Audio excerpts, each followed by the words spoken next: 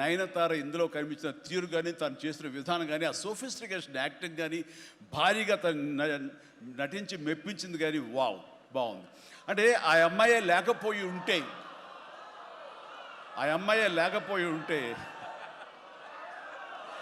wow,